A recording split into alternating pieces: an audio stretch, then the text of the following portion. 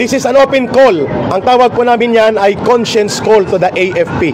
Hindi po kodita ang gusto naming mangyari. Hindi din po mutiny, kundi ang AFP must abide by their constitutional mandate.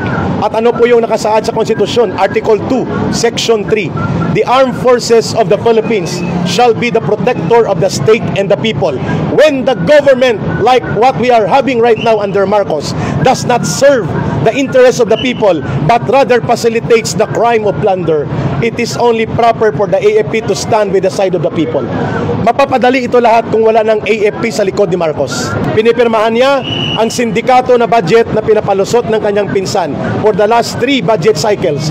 Ibig sabihin po, ang conspiracy ni Marcos at ni Romualdez ang naging dahilan kung bakit naging malakas ang loob ng kagaya ni Saldico na maging kriminal na mandurukot at mangangamkam sa kaban ng bayan, ang sindikato sa DPWH hanggang sa baba, hindi lamang sa taas na antas, at pati ang mga kriminal na contractors na numbalik, sapagkat ang unang nawala ay yung tinatawag nating fear factor, yung pagkatakot na may kalalagyan ka kapag ikaw ay nagnakaw sa kaban ng bayan. Ang pangalawa, there is no certainty of conviction na makikita ngayon na kahit magnakaw ka, pwede kang tumakas, magtago, kagaya ng ginagawa ngayon nila Saldico.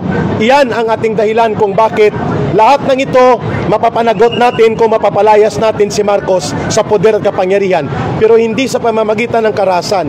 People power na mapayapa, tuloy-tuloy, ngunit hindi tayo titigil na hindi siya bumababa. Pangalawa, mapapadali pong lahat ng ito kung dumagsa ang tao sa lansangan, mapipilitan ang Armed Forces of the Philippines to withdraw support from the Commander-in-Chief. Ito ang pinakamabilis na transisyon. Hindi tayo lalabas doon sa constitutional line of succession. Ibig sabihin po, nasa batas pa rin ang pagkilos natin. Let the constitutional line of duty of the Armed Forces be their call of conscience. Ano po yun? That the Armed Forces of the Philippines shall be the protector of the state and the people. And Marcos and Romualdez are not the state. They are not the government either. Ibig sabihin po, mapapadali ito lahat kapag nanindigan ang AFP kasama ang PNP to withdraw support from the Commander-in-Chief that will render Marcos inutile, and therefore a transition of power as stated by the Constitution can take place. And then huhulihin natin si Marcos, si Romualdez at sila Saldico, papanagutin sila at bawiin ang ninakaw at dinambong na kayamanan. Sir?